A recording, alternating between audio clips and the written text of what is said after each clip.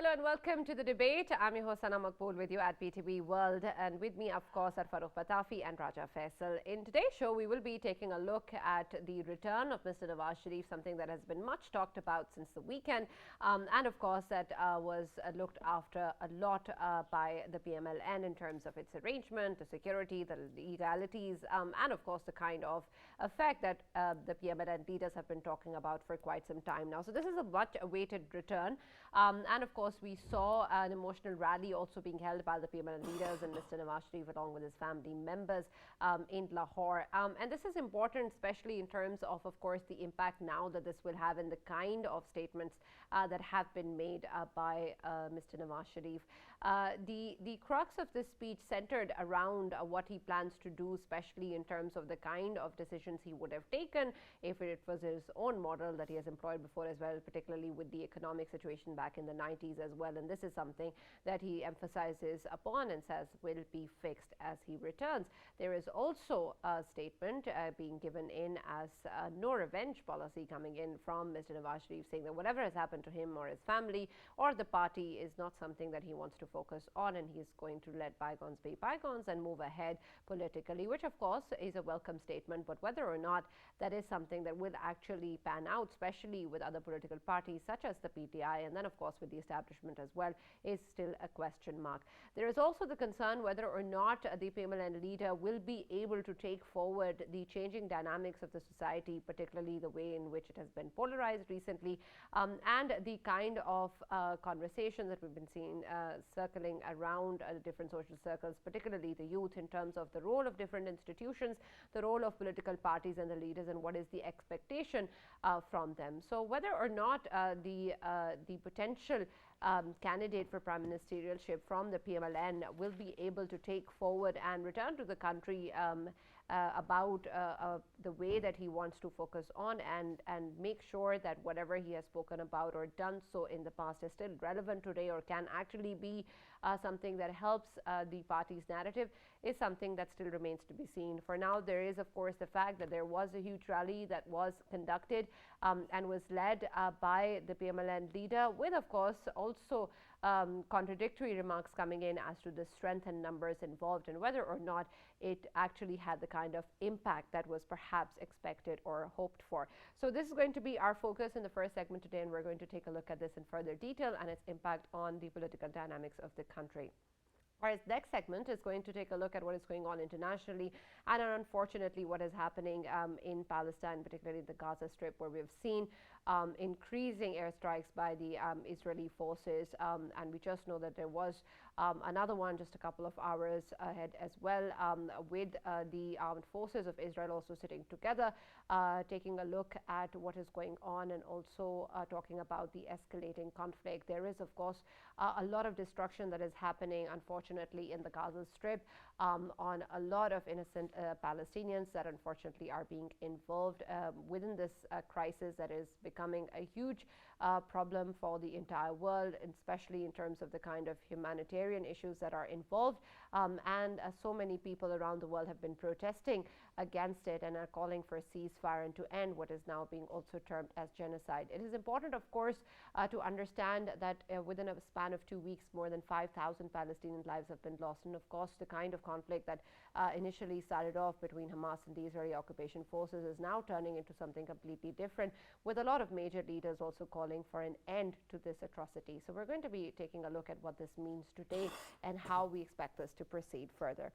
For this and more, of course, we have been joined in the studios, as I mentioned earlier, by Farrukh, Pitafi and Raja Faisal. We've also been joined online by Barrister Safi, Ghauri, who's a legal expert and political analyst, and also by Dr. Niaz, Murtaza, who's a senior political analyst. Thank you very much, gentlemen, for being a part of the discussion. And let me start with you, Barrister Safi. When we take a look at, of course, the way that we have seen a lot of conversations circling around the return of Mr. Nawaz Sharif with PML leaders, talking about the Nawaz Sharif effect, and the fact that his return is going to change the dynamics of the country, and understand that that is the kind of rhetoric that they're putting forward. But now that he has actually returned and made his first address to the public, what really do you think has been the impact, especially in the rally itself, and then the content of his address, and where he talks about the way that he's going to be taking a look at the situation and moving ahead both politically and economically? Thank you very much, Sana. So, Sana, as far as the PMLN is concerned, they have been energized to no end by Nawaz Sharif returning. I personally know a lot of people within the party, and I've asked everyone the same question as to how this impacts you. And everybody feels great about it. The party workers have this newfound life within them.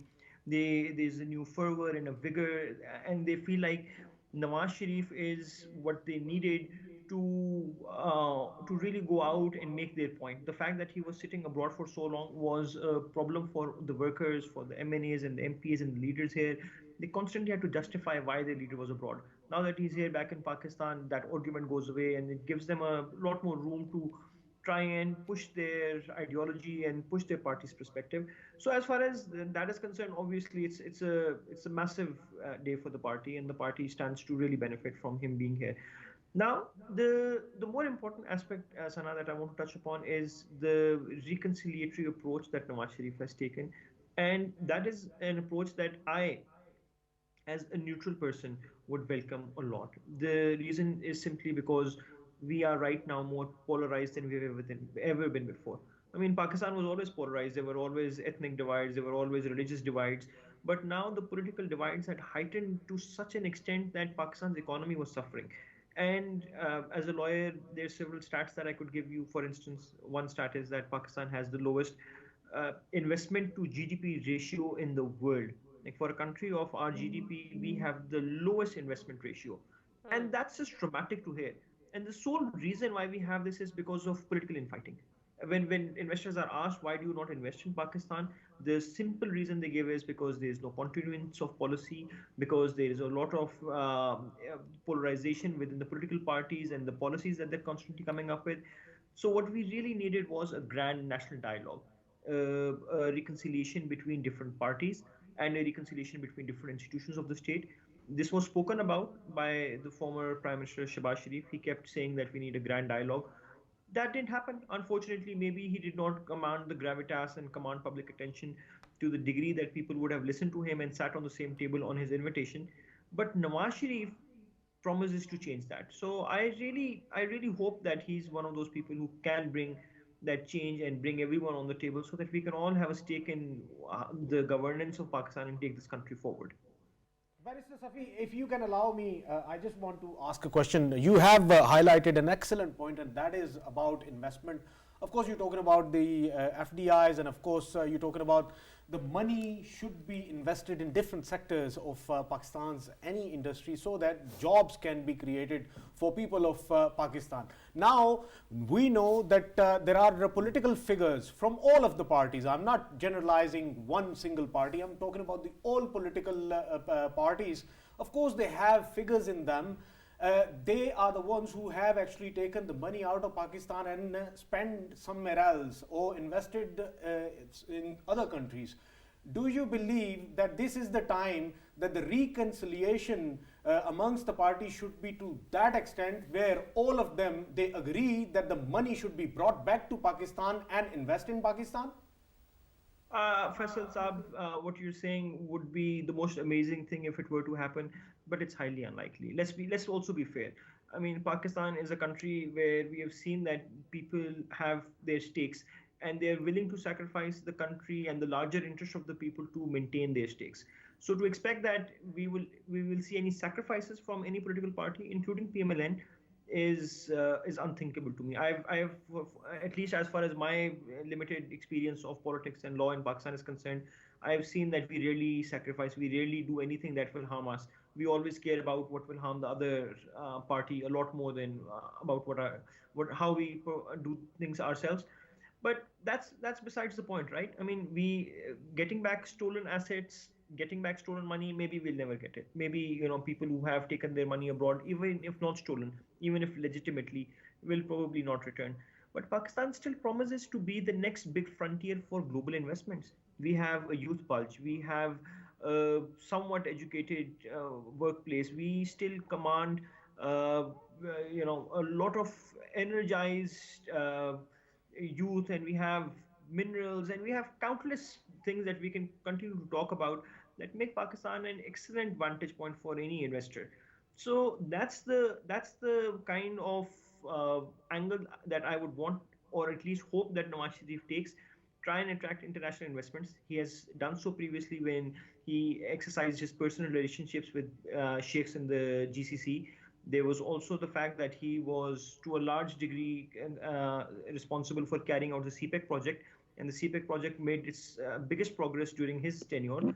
So Nawaz Sharif comes off as a person who can bring in billions of dollars of international investments and G2G investments, rather than worrying about the millions that you would get from individuals who have their wealth stashed abroad. That's one primary draw that Nawaz Sharif has. And the second aspect is the fact that this can only be done if you have policies that favor businesses. Pakistan has unthinkably bad business policies at the moment. And recently, a very famous economist, Nadimul Haq Saab, said that the Soviet Union did not die.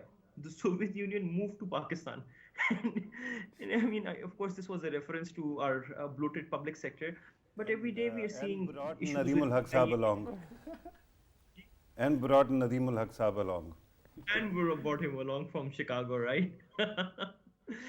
but Right, but that's what it is. speaking about economy, Farrukh, and we've seen Mr. Nawaz Sharif speak about how if it was the 1990 model in place, he would be able to steer the country out of this crisis. Or in fact, this crisis might actually not even be existing at the moment. But then we've also seen that it is the same party that has brought in Mr. Ishaq Dar as well, and there is of course different decisions being taken on that ground as well. And we still actually saw him at the rally, and there seems to be the same kind of support that is being given now as was before. So then if we take a look at what sort of trajectory the economic policies of the PMLN will be taking a turn in under the leadership of Mr. Nawaz Sharif, will it be any different, or is that really a route that is going to be beneficial for us? Right, Sana, thank you very much for the opportunity. Welcome back also. Thank you. You were missed, especially when I had to actually sit in that hot seat and Faisal would actually unleash on me. So I think that I'm happy that I'm back in this seat. Regarding Nadeem ul Haq Saab, Nadeem ul Haq Saab, I just wanted to mention he's a dear friend of mine, so I can take the mickey out of him.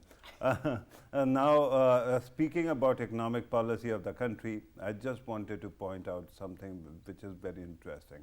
One, we know there are various aspects of Nawaz Sharif's return. Some of them are really good, especially his speech, I think, hit all the important spots, and I think that was something that I welcome. Who doesn't want to actually mend fences with the neighbors? Who doesn't want a ruler of the country or would-be ruler of the country to actually build bridges rather than taking revenge from everybody, right? So these things are good, and of course, Nawaz Sharif is known for his economic performance as well. There is a very interesting dynamic. When Ishaq Dar was the finance minister before, especially in his brother's cabinet, and now, and that is Nawaz Sharif. Everybody knows that Nawaz Sharif is the one who calls shots in the party, and we kept on seeing that Ishaq Dar Sahab, because he's now also related to Nawaz Sharif, so he somehow worked his magic and actually found his way back to the cabinet. But when Nawaz Sharif is at the helms directly, then it isn't Ishaq Dar's policy. It is essentially Nawaz Sharif's policy. So that is not a big issue for me. And I think that in the context of SIFC, given that Nawaz Sharif has gone to Saudi Arabia, UAE, and then come to Pakistan, so I am expecting some miracles in coming days. If that happens, and then I look at the stock market, the way inflation is gradually coming under control, the dollar is stabilizing, so that bit is okay. Now let us talk about the flip side. When I was coming to this program, before that I was listening to one of the sanest voices in analysis, Nusrat Javed, his video blog, and he was talking about Nawaz Sharif, and he kept on saying Takht and Takhta, which is essentially a reference to the ebb and flow of Pakistan's politics, how you actually rise and then all of a sudden fall. So takht is essentially, when you talk about crown and all that, right?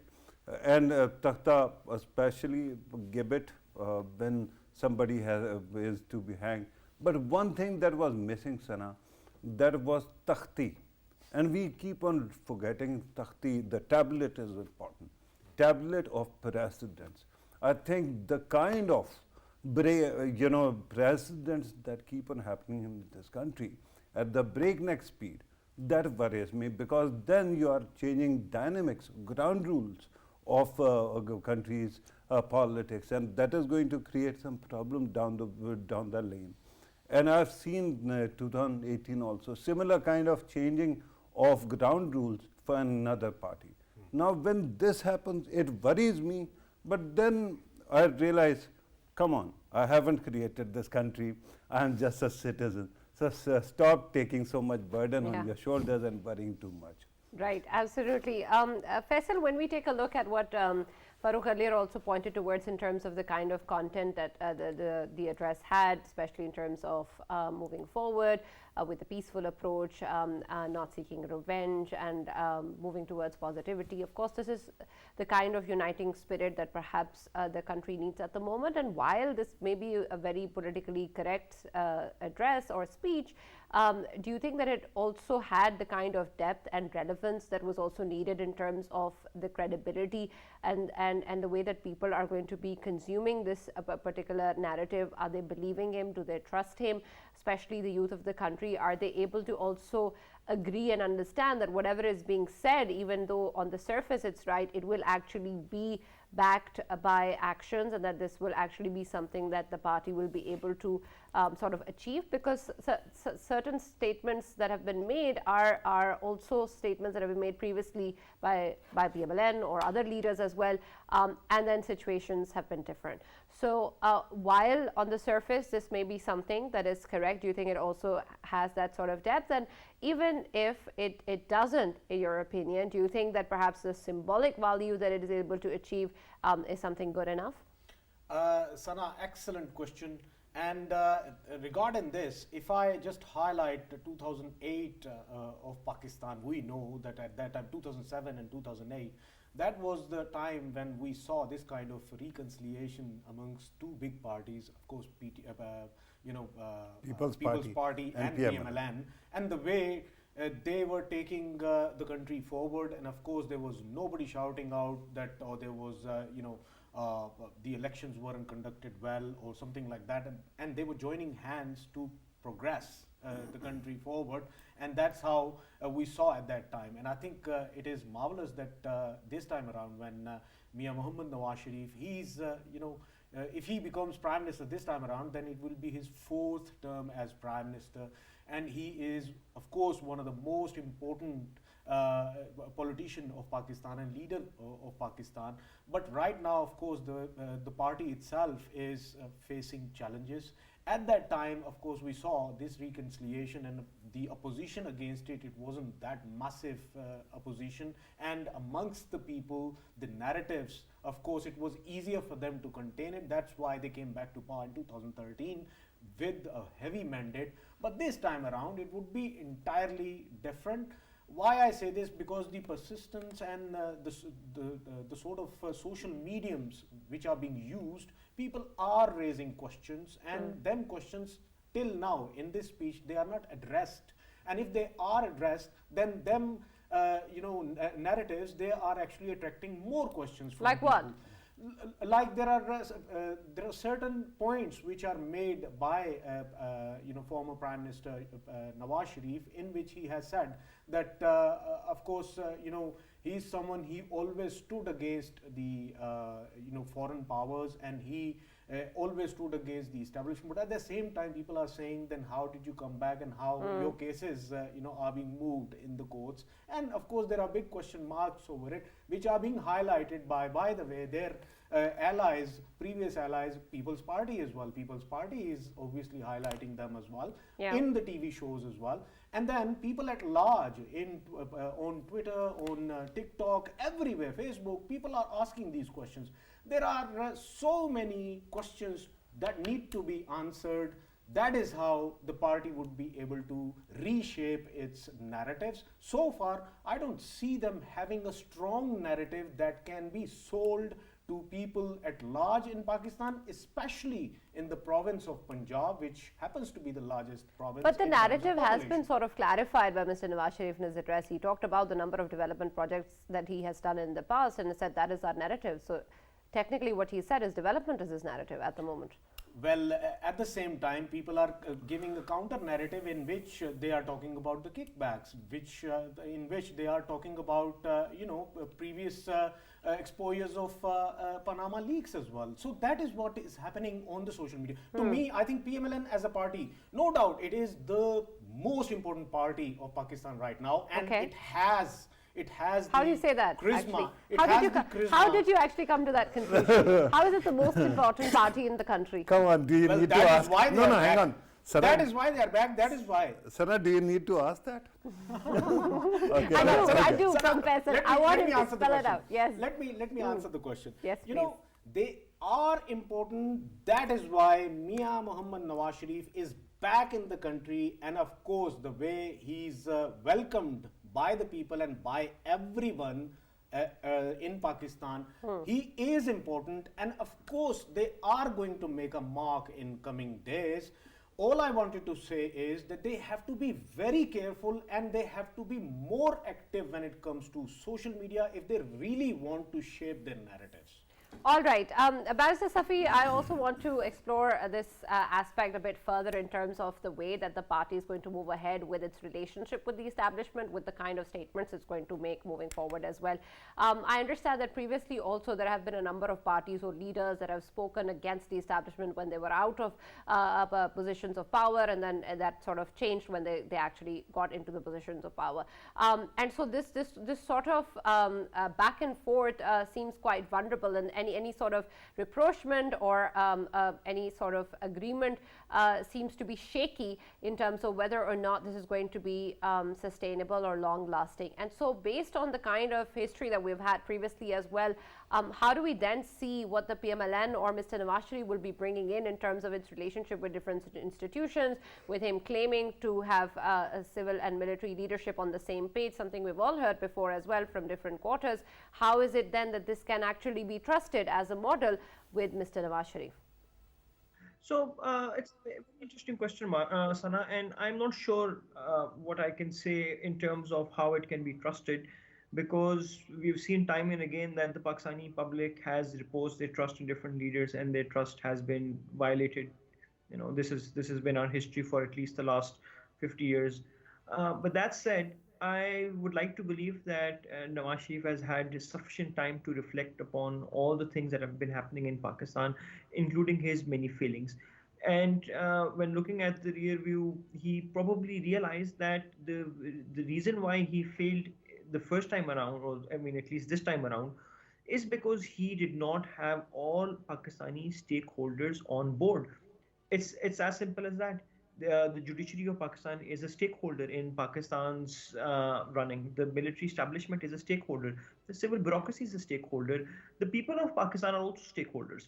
So to think that so one do you think person that these stakeholders are fundamentally different right now, or are acting fundamentally differently, and so it will be different? Of course, at the moment, I think every stakeholder has their own perspective, or maybe they don't have any perspective, because at the moment there is no uniting vision either. And that is what leadership is. The very idea of a national leader is somebody who gives a vision to the people, which is something that everybody else can agree upon. If he cannot have everybody sit on the table and agree on something, then he's not worthy of being called a leader. It's as simple as that. If he continues to go down back and again to his base instincts of trying to take revenge, trying to threaten people, trying to strong arm them, he's not worthy of being called a national leader then. And unfortunately, at the moment, the one realization that we can all agree upon is that we have never had a national leader, at least not for a while. And the lack of this leadership is resulting in the kind of problems that we're seeing. The lack of leadership then translates directly into a lack of continuity of policies. The kind of volatile environment that we see in Pakistan that then results in lack of investments and then results in all sorts of disillusionment and the kind of things that you see on social media. All of these things are symptomatic of the central problem, which is that Pakistan does not seem to have a singular, clear vision of where it is to head, and we do not have a single clear leader who we can repose our trust on, and that person can then help us achieve that vision through very clear, transparent policies and laws that we can all agree upon. Okay, That's so, literally how do every you nation think that works. Mr. Nawaz Sharif is that leader or can be that leader? And do I believe I'm not going to give my opinion on it, because I think time will tell. I have been proven incorrect time and again. I used to think at one point of time that Imran Khan was that leader. I was wrong.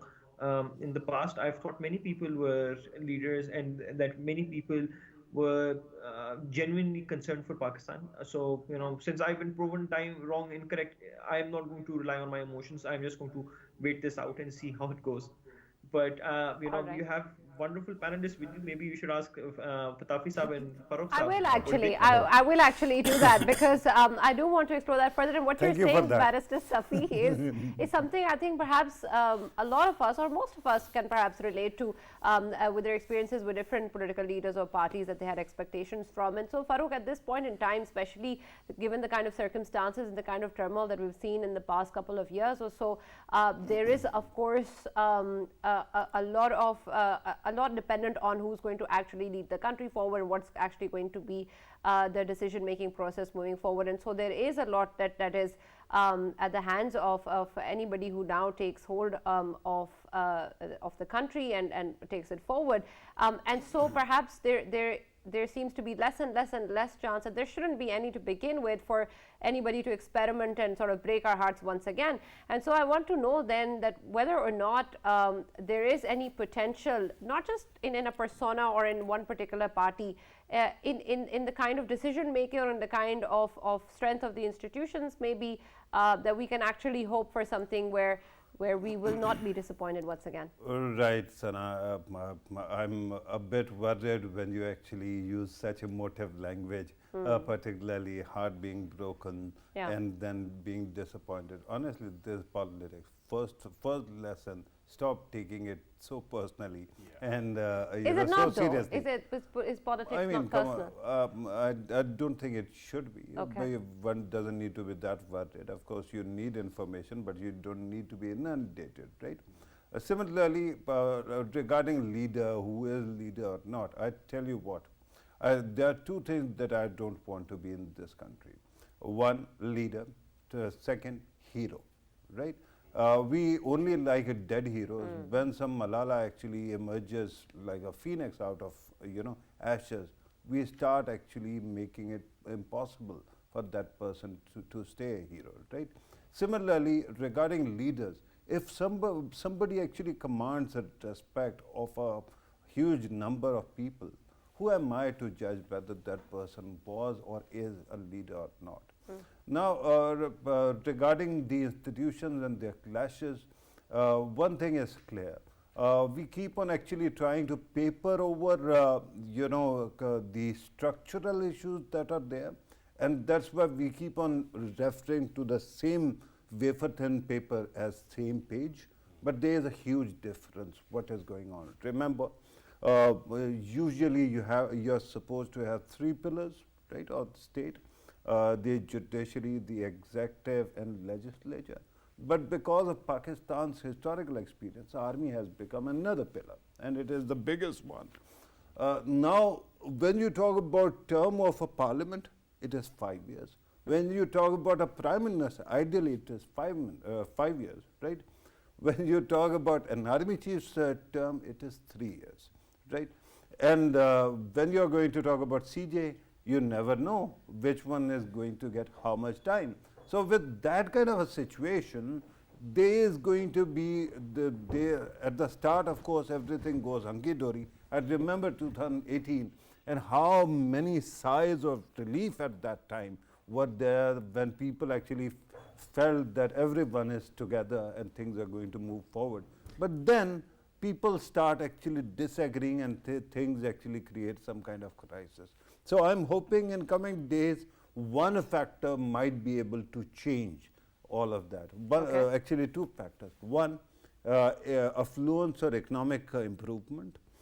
B, second, the relationship with our neighbors, because they also have some kind of power through media manipulation, all control of atmospherics to keep on unsettling us. We try to do the same to them, but because these two things, if they improve, then perhaps we finally get a chance to start to rebuild the country or to begin to rebuild the country the way that is possible. I wanted to actually talk about a couple of other things, but I will wait.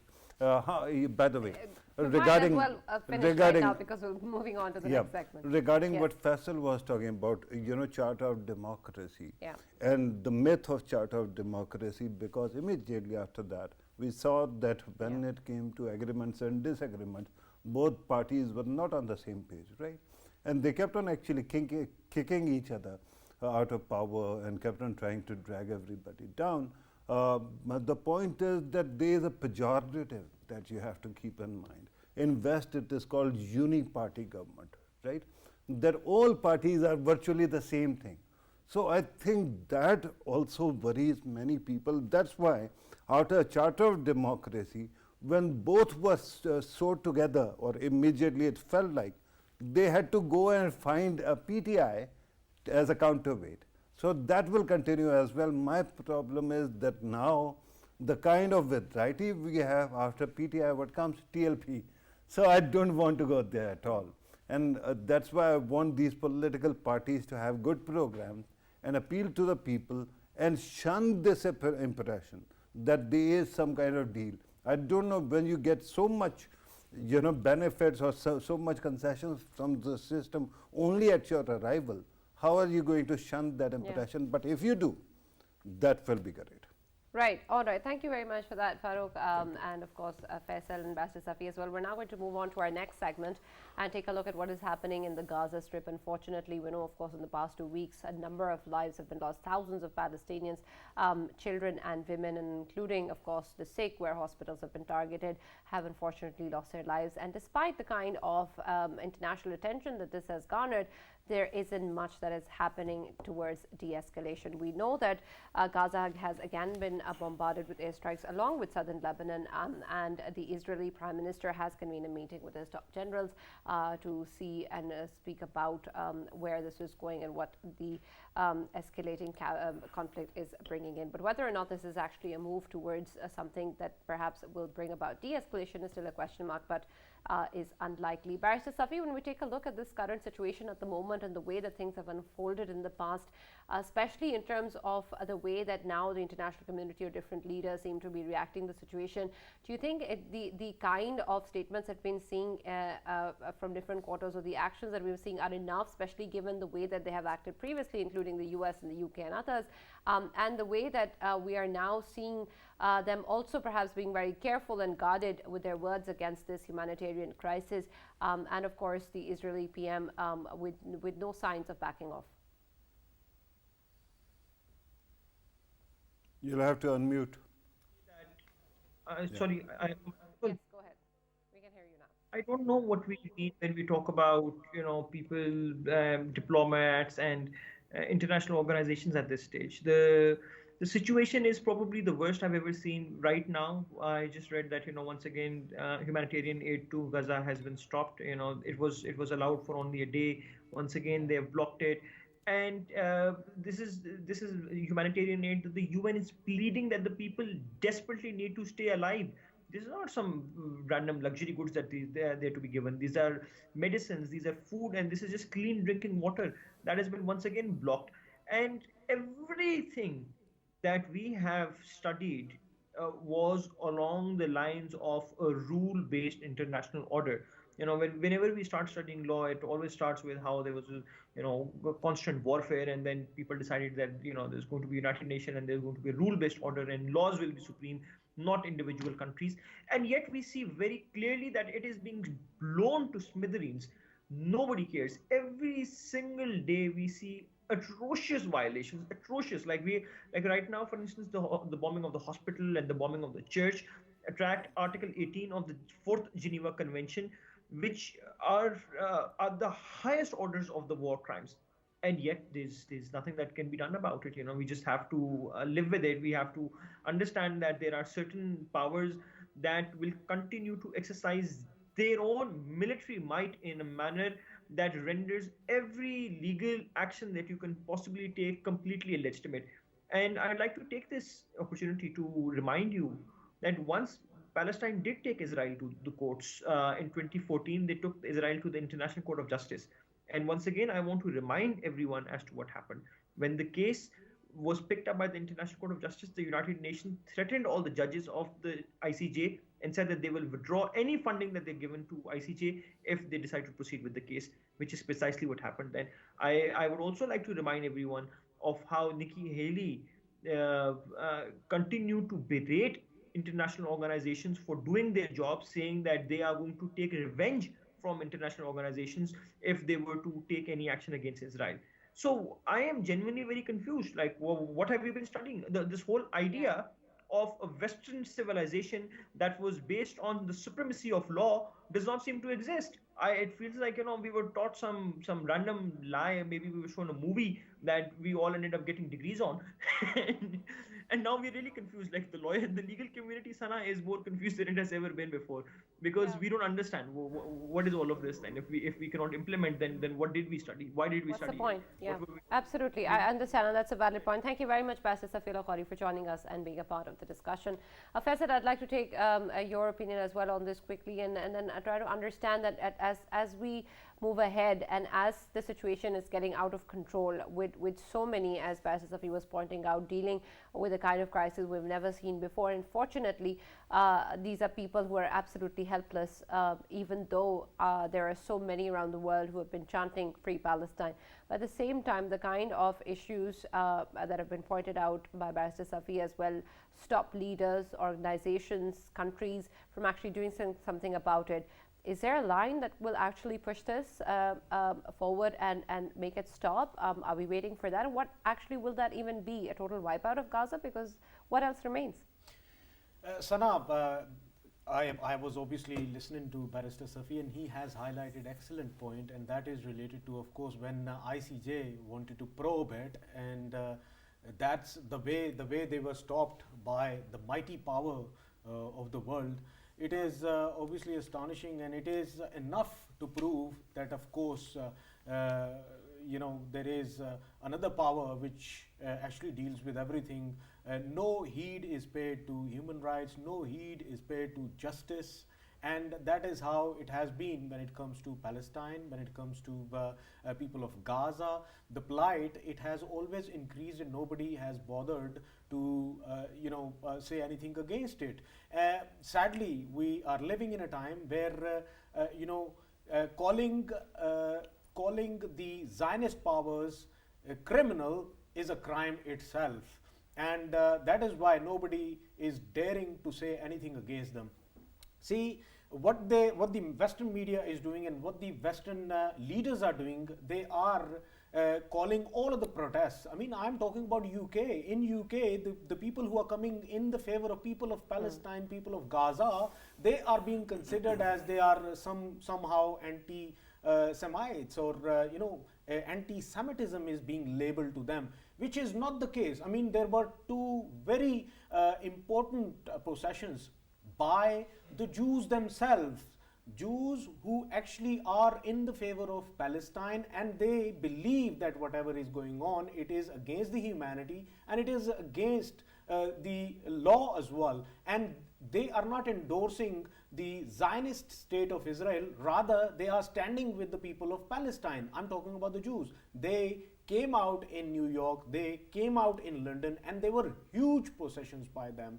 And now, of course, the powers, the leaders, I mean, I'm talking about British Premier. He himself, literally said that anti-Semitism would not be allowed, and people who are, against Israel, it means that they are, taking the sides of terrorists. This is not the case, and I think world leadership, they need to reassess themselves. Where do they stand?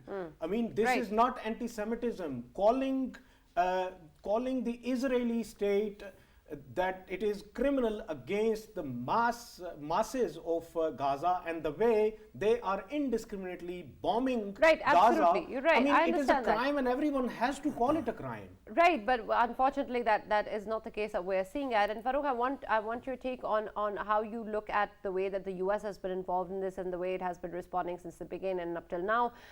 We have seen that it has also talked about how this could lead to a broader conflict, and how if American troops are attacked, then they will respond. And at the same time, of course, the kind of humanitarian crisis that already exists, it seems that their different lives are being looked at differently. And I understand, of course, the country's obligations or duties towards protecting its own citizens are true. So at the same time, we haven't really seen the US being able to play a role in de-escalation in terms of the way that perhaps it can possibly do that. How do you look at the overall contribution or statements coming in from the US so far, and what needs to be done about it? Right. Sana, I think when you talk about US not actually trying to de-escalate, I think that you're referring to the leaked information that Biden administration asked its office bearers not to actually call for de-escalation, right? So that might be so, but there's something very interesting going on. Sad, of course, but I'm talking about the interesting part, not the sad part. And the interesting part is that for many days, Netanyahu has been actually spoiling for an invasion of Gaza. We haven't seen that happening. So somebody is trying to hold him back, right? This is how diplomacy works. In public, you actually don't condemn them, but in private, you actually try to ask them to at least refrain from doing this, that, or the other thing. But when hospitals are blown up, then the good thing that I saw in the media, international media, kept on covering it. So for once, they are trying to do their justice to their job. Of course, then there are spin masters who actually try to spin it into something else. And when you talk about influence of Israel, that Faisal was talking about, and of course, Barrister Safi was also talking about, there is a very incredible sleight of hand that you have to appreciate. First of all, you have to remember, distinguish between Israel's influence, which is immense, but then also Netanyahu's influence that is even bigger, because he hasn't actually gone to build alliances with Jewish population elsewhere. He has gone to anti-Semites, right? Especially when you talk about Christian Zionists, they actually want Israel to be fed up and actually be there so that it can be eventually destroyed. Similarly, when it comes to neo-Nazis, a neo-Nazi website called Netanyahu's son, his favorite Jew, right? Their favorite Jew. So with that, Daily Stormer, the website is called. With that kind of situation, he has incredible influence over media, not only traditional one, but reactionary right-wing one as well. So what is happening right now? Anti-Semitism hasn't stopped. It keeps on increasing. But then also Islamophobia is also spreading. And that continues. That's why everybody who's actually involved is dazed and under pressure, whatever will happen to them in coming days, right? Yeah. Regarding the bombing of Palestine, who can justify that? Yeah. I think that when we actually started discussing this, I condemned the assassination of Israeli civilians, right? And the abduction as well. Why? Because the first rule first principle of war is you don't attack the civilians. True. And then you have to go, Sana, when you talk about traditional power of Israel or influence, there is a beautiful documentary made by a Jewish intellectual, and it is called Occupation of American Mind. Just watch it and see how propaganda has been working. This, sleight of hand, mixing anti-Semitism with anti-Israel feeling is something that is quite interesting. Right. You can attack all Jews in Israel, in America, but then if somebody criticizes Israel, immediately you say they are anti-Semites. They are not anti-Semites, they are anti-oppression. Absolutely. Thank you very much, Farrukh, and thank you, Faisal, for joining us and being a part of the discussion. Unfortunately, the situation doesn't seem to be moving towards any sort of de-escalation, but we hope that in the coming days we are able to see the end of the suffering of the Palestinian people and everybody else at the moment who is suffering, and our hearts go out to all of them, and we hope and pray that the situation is better tomorrow. That's all that we have from the debate. We'll now see you tomorrow.